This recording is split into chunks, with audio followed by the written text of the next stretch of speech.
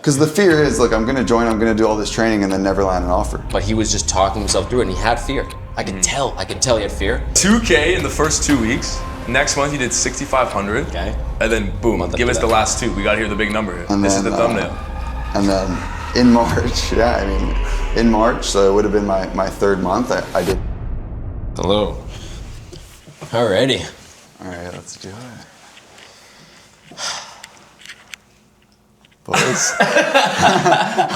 Boys. We have a very special one today. We have a OG tier oneer in the building. I'll let you introduce yourself. Go ahead. Yeah, thanks, Teddy. My name's Nico. Been working in high ticket for the better part of the past 4 months. Teddy and Tristan kind of started me up, showed me the ropes, and it's been awesome, really. A full career change, in all honesty, and it was made possible really by Tier 1. Hell yeah. So before we kind of get into this, for everyone watching today, this is obviously Nico, one of our students. He's been in the program for about 4 months now, like he just said. We're pretty much just going to ask him what he was doing beforehand, where he's at right now, what offers he's on, and then I know you guys all want to hear kind of the money that he's been able to achieve in the past couple of months. So for those of you who don't know also, Teddy, I'll let you kind of give a quick rundown on Tier 1, what we actually do, and then we'll kind of get to the Nico side of it. So Tristan and I, about midway through 2025, we created Tier 1, a community for people that really want to break into the world of high ticket sales and actually get placed on elite offers, get the proper training, get, from all the way from the very ground level, from the very beginnings to the highest of heights you can get to in high ticket sales. We combine forces to do so. We have very different skill sets in high ticket sales. I've been mostly a closer in that world. Tristan's gone all the way from setter all the way up to being one of the top sales managers in the space. So we knew that we could do really big things, and that's why we've been able to take guys like Nico to some pretty cool accolades. My guy. So yeah, we'll kind of we'll get the ball rolling here. Nico, tell us a bit about where you were before high ticket sales. What were you kind of doing in life? And then kind of catch us up to, maybe like the first day you joined Tier 1. Like, what were you actually doing? Yeah, I had graduated from college, SFU, Nice. a couple of years back. And then I was actually playing professional soccer in Norway, as you guys know. Was doing that for 2024 and 2025. Came back, thought, maybe I'll go back and play again. Maybe I won't. Let's see what other options there are for me. And then, learned about the high ticket space, came across you guys, and fuck, it's been crazy ever since. How long? So first of all, you were going to SFU. Soccer was like the main goal at that time. Yeah, right? 100%. Yeah. What was the career path looking like at that time? Like, I know for people who want to go professional sports in general, like it's their main motive, right? Yeah. Other than that, what was kind of going for you in terms of the career side of things? Like, did you have a backup plan? Did you have a plan B at all at that time, or no? Well, look, I got a degree from a really good school at SFU. So, I had some sort of backup plan, but nothing nothing concrete, nothing really that I was looking forward to do after soccer. I knew I could play and make some money from soccer, but was it going to be my long-term career, making me full-time income? Probably not. And that's kind of why I was starting to look at other options. Really. Yeah, so I guess my main question, I'll let Teddy kind of get into the nitty-gritty here after, but what was kind of the pinnacle moment for you when you either saw one of us on social media? You can say that and obviously ego stroke, but more the thing I want to understand is what kind of made you realize, okay, there actually is a career path for me in the remote space, and then more specifically like the high ticket sales remote space, because they're two very obviously different things. Because you sell, you're the sales manager now for one of the biggest e-com people in the world. So tell us a bit about that. Yeah, for sure. And sorry, Tristan, it was actually Teddy. I saw some of Teddy's videos. Negative, bro. Negative for me, bro. Negative. You can't be saying that. Yeah, I'm kidding. Keep going. I'm from similar area, Vancouver, but I had seen some of his content. Really got me thinking about what else there is to life, really. What else I could do. The high ticket space, really, I didn't know much about. I was aware of it, but I wasn't actually looking into it, seeing what people were doing, the whole info space. I didn't know what was going on. Mm-hmm. And it wasn't until talking to Teddy and talking to you guys where it kind of opened my eyes, realized there's a whole other world out there. You just have to put yourself in situations where you can actually learn and apply some of the stuff that people are doing and have been doing for a long time. Right. You guys know it's been, it's been a real, online info's been around, and people are actively, making, spending, Printing cash with it, bro. Printing. Absolutely printing cash. Billions. I think from going from someone who was going to be pro in soccer, like what would the pro contract have been with you first year? I know a few buddies as well. What was the initial offering at that time? Yeah, for you? I mean, it depends, and there's a whole bunch of things, but nowhere near what you can achieve here for me personally. Isn't that crazy though, to think that like you can be a professional athlete, you can work your ass off, have the talent, and then you just flip something remote, working digitally, and you can absolutely trump what, technically speaking, professional athletes are doing. Hundo. That's a clip. Hundo. No, I'm playing. Okay, go for it. No, it's definitely a clip. clip. I mean, dude, like even from my personal experience, I was in like a corporate kind of role a little bit before, and I know a lot of people that were as well.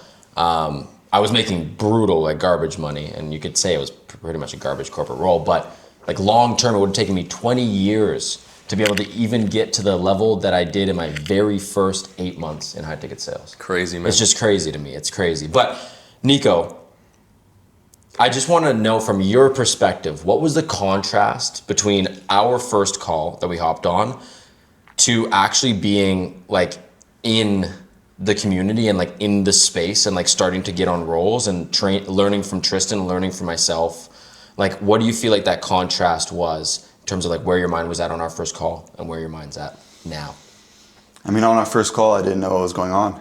Yeah. I really didn't. I had learned a little bit, done my own research, but talking to you, seeing what the program was all about, what the coaching was like, I knew it was going to be a good fit for what I wanted to achieve. It was one of those things where, look, it's right there. You can do it. Yeah. You just have to make the application and actually go forward and put the hours in. It's not rocket science. It's not anything that you need years and years of training for. Yeah. It's just putting yourself in there and like going for it. Definitely. Fully going for it. Definitely. And do you feel like it was like, even though you knew that on our initial call or like when you were kind of building up to the call, do you feel like it was still hard What do you mean? to like take that initial jump in and actually like? Oh, taking the initial jump. Yeah, for sure, man. I mean, you can do what's comfortable and what's easy all your life, but if you actually want to change and achieve something, like you got to do something a little uncomfortable that you probably haven't done before. Right. Making the jump, yes, for sure, a little bit scary sometimes, leaving behind a whole other life. Sure. But once you tell yourself, what, let's do it, there's no stopping you. Wow. Yeah, I have one thing I want to add as well, kind of more of a question for you, but I know when I first got into the sales space and just the info space in general, a lot of the time, the majority of people think that it's mainly based in the States, right? Everyone, all this Miami stuff, Miami Core Seller Guru, the Shelby Sapps of the world, and kind of all that stuff. How cool was it? Not cool, but how interesting was it for you when you realized that, okay, there's Canadian guys doing this, and females, of course, who are actively making money, reaping the benefit off the USD conversion, which I know for us right now is absolutely ridiculous. And also, to take it a step further, you've also partnered up with a full Canadian offer owner, and you're hiring now Canadian sales reps. So how kind of cool is that for you to realize, okay, it's not just across the pond, across the continent, and like Miami specifically, you can actually make money here with locals as well, which is pretty sweet. Yeah, no, it is. It's really cool. Being able to be from the same city, same country as people that you work with is awesome. Like just last weekend, we flew out a bunch of guys and met up in Vancouver. Insane. That's our headquarters, really. We're a Canadian, company, Canadian sales team. Just making dollars in USD though, right? Yeah, exactly. It's not exactly too bad. that. Yeah, Exactly. it's a good life. We're all doing well. Probably 75% of the team is Canadian. Heck yeah. So I think a lot of people watching want to understand, what was your journey looking like in the first couple of months? So obviously you chatted with Teddy, you joined the community, joined the family. How quickly were you able to actually land your first offer, sustainable offer with Nathan? I'll let you kind of explain who you're actually working with, because it's a pretty big deal. How quickly were you able to land that gig? And then what did the trajectory look like? How quickly did you grow from, bottom of the company to now sales manager? I'll let you kind of give your spiel to everyone watching, and then Teddy, you can ask a few questions on like the logistics of it. Yeah, I can explain everything really. So had joined, focused the first week on just, learning. I was, literally going to bed listening to some of the clips, taking in the information. And then it had only been 10 days, maybe 2 weeks. It was actually Teddy hooked me up with a different offer before my current one as a setter. Nice. Really cool offer. Was a great job, honestly. I landed a great job in 10 days. I was like, wow, okay. Like this is this is real. Yeah. Because the fear is like I'm gonna join, I'm gonna do all this training and then never land an offer.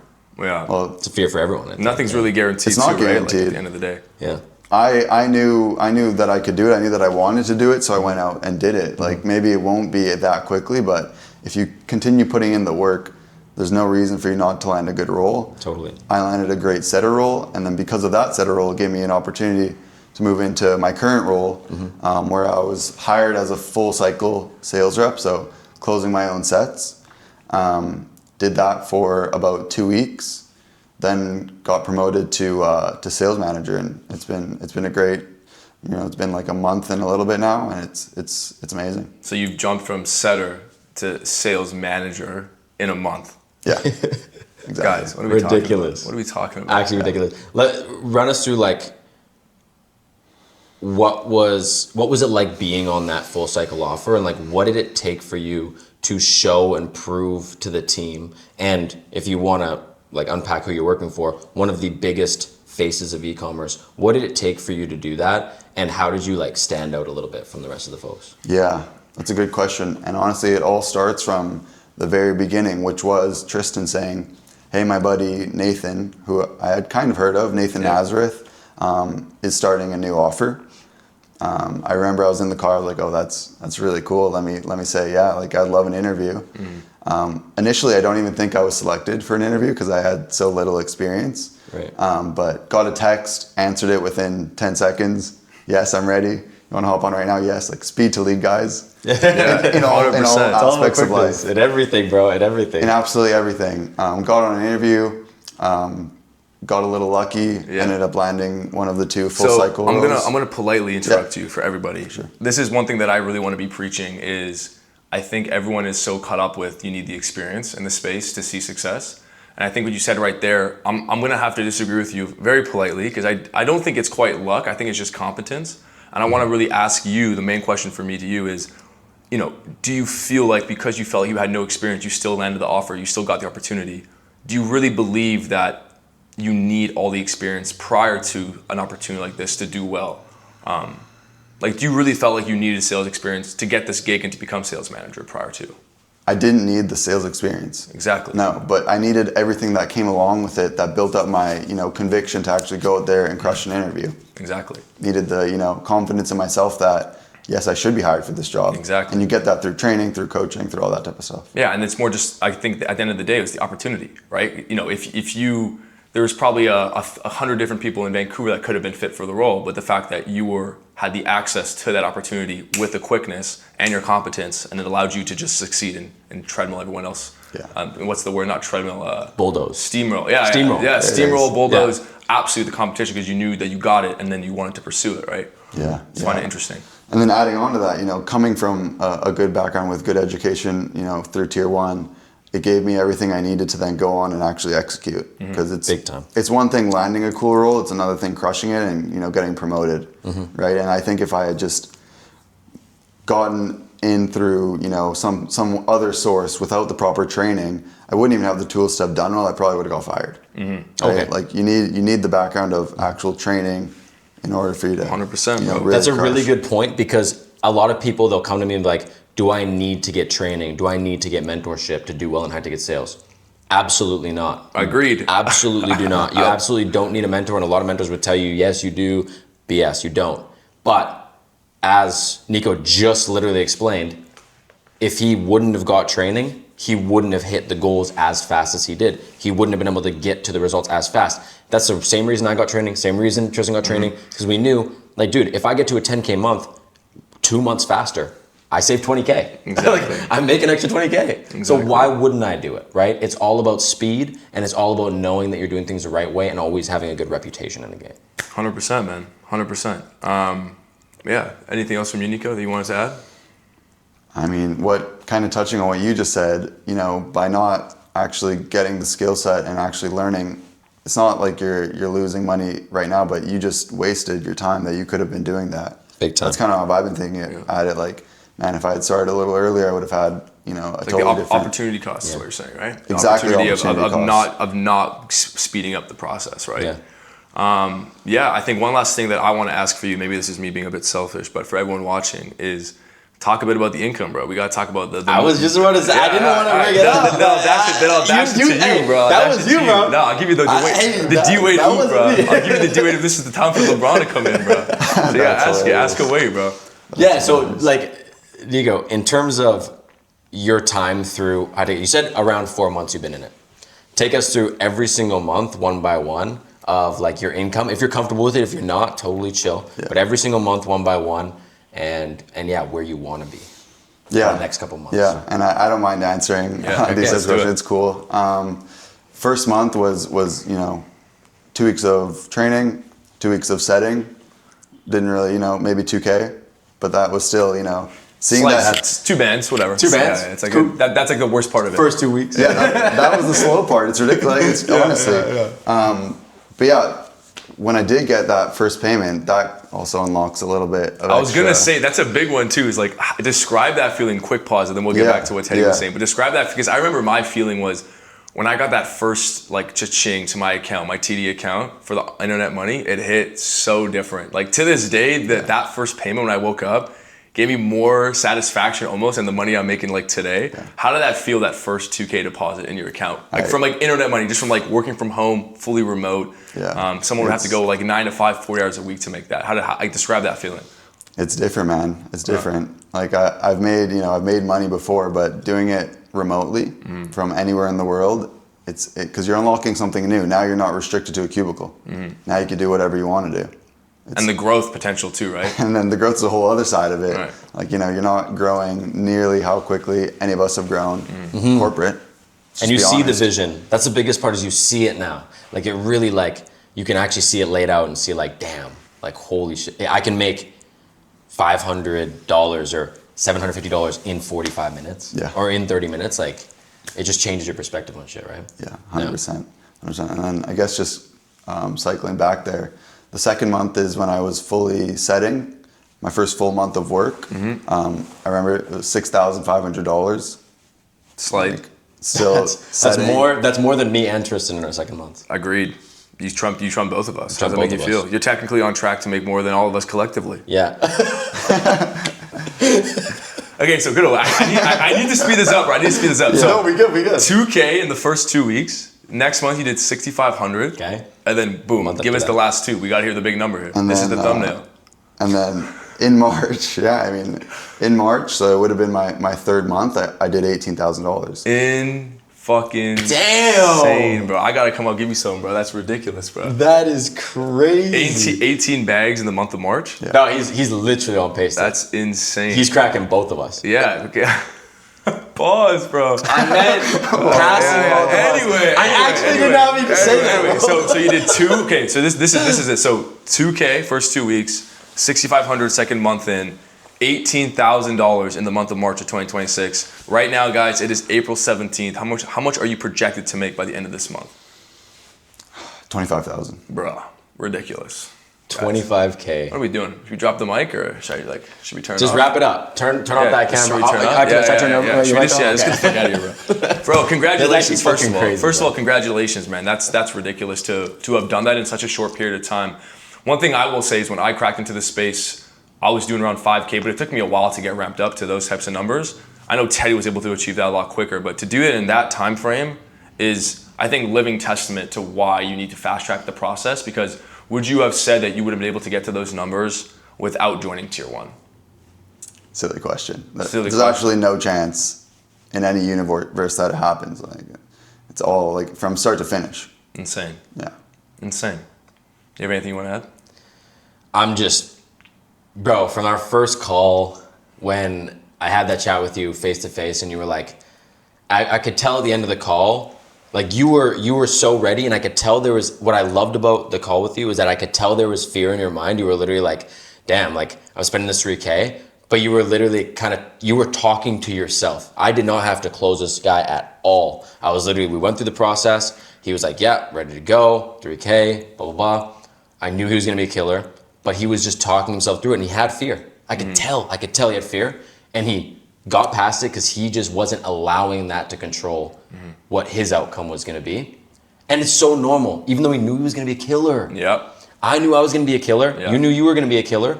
I still had fear when I invested my first, $6K, my first whatever it was on mentorship, on whatever. But I know I'm going to be a killer. So that fear is just like nothing to me. I'm like, whatever. Question for you is like, for the people that come into tier 1 and do quite well, obviously like Nico, what would you kind of mention? How would you classify successful people in tier 1's like overall optimism? Like, what are the type of people that succeed within a program like tier 1? Yeah, big time. Well, first of all, the people that show up right away and like really ask questions. Like I have I like the guys that annoy me. Yeah. Right? I Same. like the people that send me voice notes every day, that huddle me about stuff that I know in my mind. I'm like, you could have figured that on your own. Great. I'm so happy you're asking me because it means you really care. I love that stuff. Yeah. And I know that we really both care. Yeah. So we're answering every question. We're hopping on huddles. And it doesn't matter if it's stupid. It means you really care. Yeah. The people that fail, they're the ones that I don't hear from. I agree. And I think Teddy speaks facts. At the end of the day, the people, this isn't rocket science, is what I'm trying to say. High ticket sales isn't rocket science. So easy. And if you just show up, and by showing up, I mean you show up to weeklies, you read the scripts. The amount of times I see someone stutter a setting script, and I ask them how many times they practiced it, and they tell me, I've practiced it all night, and then you can tell they're stuttering in the first sentence. Yeah. It's the simple stuff. I know that you have not practiced that script. It is so clear to me that you haven't practiced it. Yeah. And so if you can just do the simple things, and like the simple things literally meaning just showing up consistently for multiple months at a time, this is what happens. I'm just being for real. Yeah. Like, this is what happens. You have the right opportunity, you show up, you don't complain. This is what could be happen to you, right? This is what honestly could happen. Yeah. So I don't know. Yeah, I just wanted to ask that because I think so many people, there's no more like delusional optimism. And especially I know people in Canada feel like they're stuck to like 9 to 5 and like they see all these people in Miami, luxury, boats, living life lavishly. And it's like, no, like that could totally be you too. 100%. We all three are doing it right now. 100%. The people you work with, your network's getting improved. And just something I wanted to touch on, to be honest. And I love that you say that because, what all those people don't see behind the scenes of the Eurus, behind the scenes of the Miami yacht, behind the scenes of traveling the world is the first 4 months of like putting that fear aside, hustling, being a great person to work with, which he's got a lot of feedback from Nathan, from Tristan, from myself as a great person to work with, and actually caring about growth and not caring as much about income. Like that's what you don't see on the big screens. And that's what every successful person has. Once you have that, dude, that yacht's there next week. 100%. I'll let you answer. I'll let you ask one more question, then I want to kind of give up to Nico here to wrap this up. So I'll let you ask one last thing if you'd like. I mean, okay. My last question for you is, who in this space is your competition? There's only one answer to this, right? In my head. I know where you're getting at. Who this. is it? It's myself. Okay. Valid. Okay. I was thinking nobody. I was thinking us. Oh, I mean, yeah. Fair, fair. That's an even better answer. Why do you say that? Because there's a version of myself that doesn't do anything, a version of myself that's lazy, a version of myself that's scared, and then there's a version that's not. Damn. Profit. Fuck yeah, bro. Real profit, bro. Profit. And my last question, December 2026, how much does Nico make in 1 month? That's a tough question. But put an actual number on it. I want to hear it to the cent. Yeah, because that testimonial will hit fucking diffy. I think looking forward, December of this year, I want to do 50K. My guy. Doable, bro. From what it sounds like, the trajectory you're on, why not, right? My last question to wrap this whole thing up is just going to be, if you are to talk to people who are watching this won't get thousands of views. If it does, awesome. But there's probably going to be a couple hundred views on this. People who are watching this are interested in this. So if you can speak directly to them and say something, what advice would you give to somebody who's genuinely listening and wanting to get into this where you were back in the beginning of the year? Yeah, so I mean, really just talking to myself from 4 months ago. Like, look, there are times when you want to do something and you're hesitant. And you have thoughts on one side telling you just keep doing what you've been doing, and then thoughts on the other side saying go for it. Like it's like when you're waking up early in the morning and your alarm's going off. there's a part of you that just wants to lay there and snooze. And then there's a part of you that was probably more active last night when you set the alarm. That part of you that wants you to get up and wants you to change and achieve great things. You got to listen, tap into that side.